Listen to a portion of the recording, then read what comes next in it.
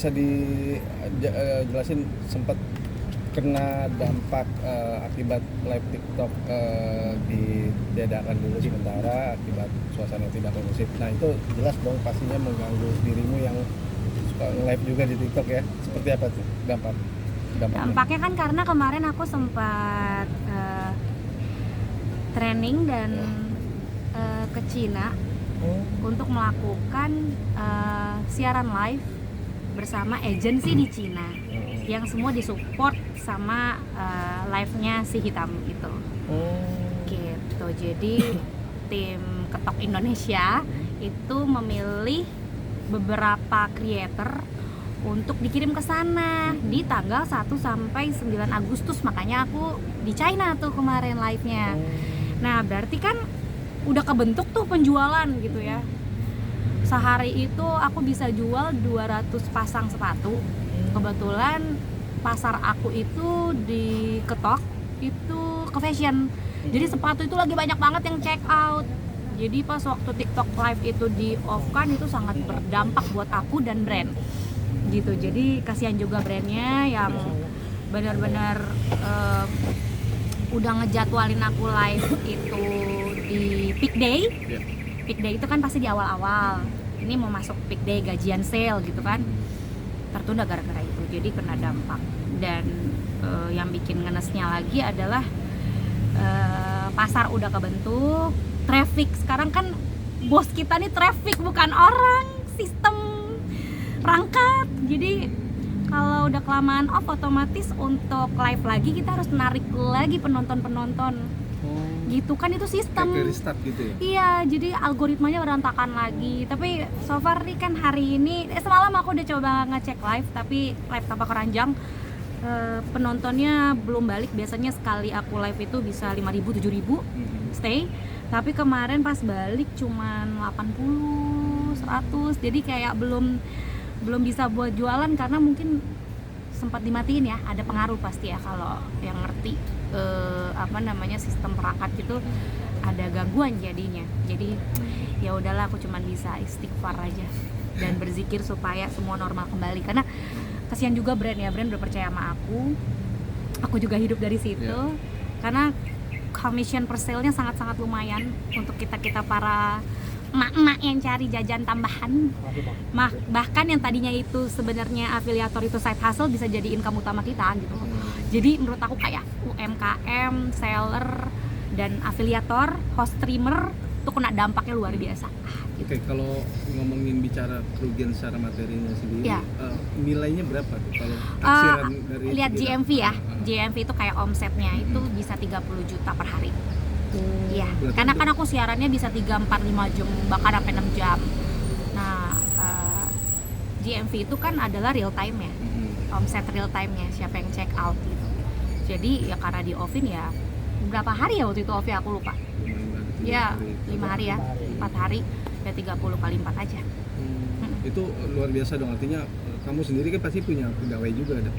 Enggak, yang bikin aku lega adalah aku sendiri semua.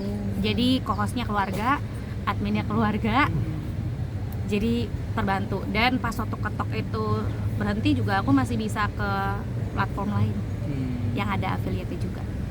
Oke.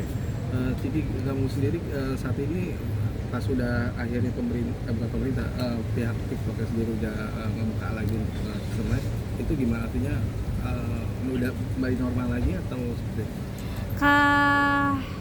Semalam ya aku ngelihat kayaknya belum kembali normal untuk algoritmanya.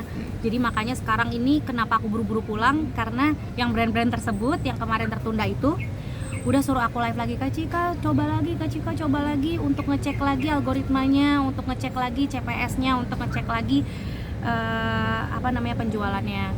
Karena brand-brand tersebut juga bergantung sama aku juga bergantung sama brand, karena brand itu ada yang sudah membayar kan, ada yang udah bayar, karena kan mereka semua untuk memakai jasa aku sudah ada term and condition dan kerjasama di depan gitu. Tertunda otomatis aku harus kayak ngasih tahu mereka aku mau rubah lagi jam tayang. Nah biasanya jam tayang kita itu bagusannya di pagi-pagi jam 9 sampai jam 12, tiba-tiba bisa jadi nih gara-gara TikTok ini aksesnya udah ditutup, pas kita mulai live lagi penontonnya sepi. Itu aja sih yang serem buat kita, kayak aduh ini bos kita ini bukan brand lagi tapi traffic robot, kita tuh lawan robot. Aku tuh kayak mikir aduh kalau penontonnya dikit gimana. Terus capek loh sebenarnya kalau kita tuh siaran berjam-jam, karena host dengan dunia affiliate sekarang itu host itu dituntut untuk menjadi marketing juga, jadi sales juga, jadi job desk kita itu banyak. Influencer iya, marketing iya, nge-host iya, teriak-teriak, kadang-kadang kita jadi admin juga. Terus kita juga harus ngecek juga, nih harga di pusat berapa ya, itu pasti sistem juga jadi rusak. Flash sale yang sudah di setting sama seller jam sekian sampai jam sekian, karena kita nggak live mungkin udah didaftarin campaignnya, itu bisa berantakan juga mas. Dan aku ngerasain gitu, jadi aduh udah capek-capek aku ke Cina untuk training ketok saat itu, udah ngebentuk pasarnya, ngebentuk jam tayang. Jadi aku itu kalau siaran itu mesti diatur. Jadi penontonnya biar tahu, oh Cikita tuh spesial jam 7 sampai jam 9 pagi. Oh ya jualannya apa? Sepatu. Oh nanti jam 12 sampai jam 3 sore apa Cikita spesialnya skincare beauty. Jadi ada jamnya. Iya. Bos aku tuh traffic, jadi makanya aku bilang aduh trafficnya berantakan lagi, kemana aku mau mengadu gitu. Oke, berarti untuk live TikTok ini kamu bergantung banget tuh. Bergantung. Tapi sebenarnya ya live-nya bergantung banget karena online lebih cepat daripada offline, menjangkau dunia secara luas gitu ya. Kalau misalnya kita live-nya dari Jakarta, nyampe lah ke Sumatera, nyampe lah kemana-mana. Jadi ya. Tapi alhamdulillah sih sekarang hidup lagi. Paling aku rajin lagi, konsisten lagi untuk live paling minim 3 jam. Itu sih pesan orang-orang manajer yang di dalam ketok itu. Jadi buat merimain lagi. Oke, jadi kalau kamu sibuk di live yang memang berjam-jam gitu untuk live itu, nah untuk membagi waktu untuk anak-anak sendiri, ke anak sendiri gimana? Alhamdulillah sekarang kerja di rumah. Ternyata udah mudah sih, karena udah 5 tahun aku di dunia affiliate, nge-host, dan mungkin dari kecil kan aku udah terbiasa ke lapangan, kerja, banting tulang sebagai penyanyi, host, MC, dan kayak teman-teman media juga udah aku lakukan. Jadi jurnalis cilik dulu, zaman kecil. Jadi pas waktu udah gede paling tantangannya adalah gimana ngebagi waktu dengan anak supaya tidak dengan sosial media atau dengan gadget. Itu aja tantangannya. Terus ya kayak sekarang aku menurunkan jam tayang yang biasanya 9 jam aku cuma 3 jam gitu. Jadi aku 3 jam lagi udah sama adekku yang gantiin, atau enggak mamiku juga aku suruh ikutan bantuin pengembangan toko aku. Tapi bukan perkara suruh ya, ternyata ada uangnya. Jadi dagangan kita titip aja ke tokonya si Cika aja gitu. Jadi makanya akhirnya kerja di rumah, semua terkontrol di rumah, bisa diatur ternyata. Walaupun pertama berantakan, riwah, tapi kita semua akan mengalami affiliate pada waktunya gitu. Tapi Ciki, anak sendiri suka nanya ayahnya? Enggak sih, karena dia itu udah aku ajarin untuk melihat dunia secara realistis. Contoh, ketika kita ada gonjang ganjing gitu kan dia sendiri tuh yang cari dedinya, dan kebetulan kan dedinya kasih iPad yang ada FaceTime-nya, dan kadang-kadang kalau misalnya anaknya chatting pun kebanyakan gak dibales, jadi akhirnya anaknya punya kondisi psikologis yang drop. Nah tugas aku sebagai ibu yang ngasih tahu bahwa dedimu sibuk, dan akhirnya saat ini aku ngeliat dia masih terkontrol kok.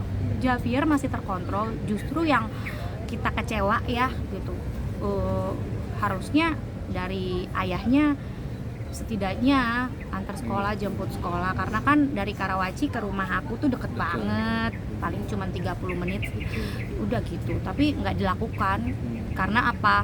Karena berita yang kemarin itu viral banget, mungkin ada rasa malu untuk ketemu keluarga kami ya, kami bisa pahami. Tapi tolong gitu, maksud aku jangan lama-lama menyesalnya gitu, karena kan anak juga butuh bonding gitu. Tapi kalau untuk aku pribadi karena udah melewati rasa sakit itu, udah mulai oh ini maksud Allah. Oh ya udah, kalau anak aku tidak bisa mendapatkan kabar ataupun bonding time dari ayahnya, ya sudah, mungkin ayahnya pingin sendiri dulu kali ya. Tapi gimana terakhir, Ciki, apa namanya, ayahnya sendiri memang tidak ada komunikasi apapun ke kamu, mungkin terutama mungkin dalam hal aku sudah memberikan cut nafkah off. atau Enggak, aku sudah cut off. nafkah? Aku sudah cut off. Aku yang sudah cut off. Karena menurut aku sudah terlalu, yang teman-teman media kan sudah pernah meliput. Teman-teman media aja yang menilai sendiri. Menurut aku, anak aku aman di tangan aku, dia juga aman di tangan penjaga-penjaganya yang mungkin teman-teman juga udah sempat liput. Tanggung jawab ke anak juga udah dia yang meng-cut sendiri.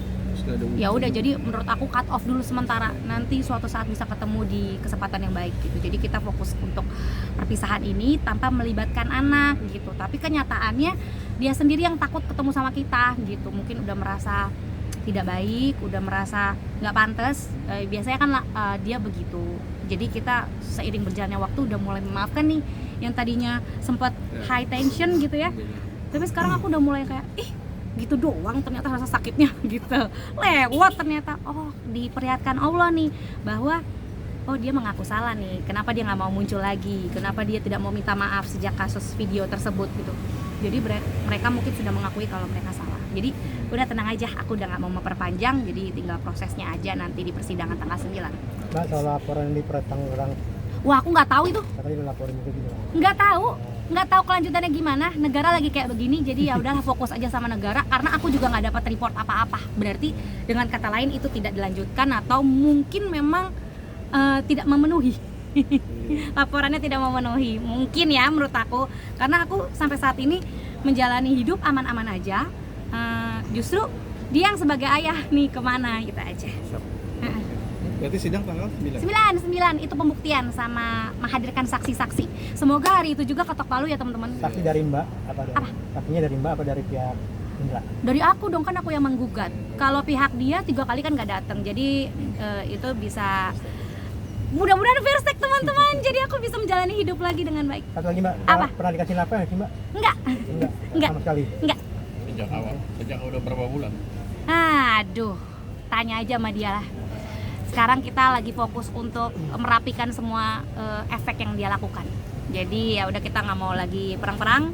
Ya media-media juga udah stop lah untuk memberitakan kita. Makasih banget udah ngikutin aku sejauh ini. Aku butuh doa dan butuh support dari kalian juga. Dan semoga dari case aku ini bisa menjadi warning buat perempuan-perempuan untuk tidak terlalu percaya dengan pasangannya. Siap. Oke.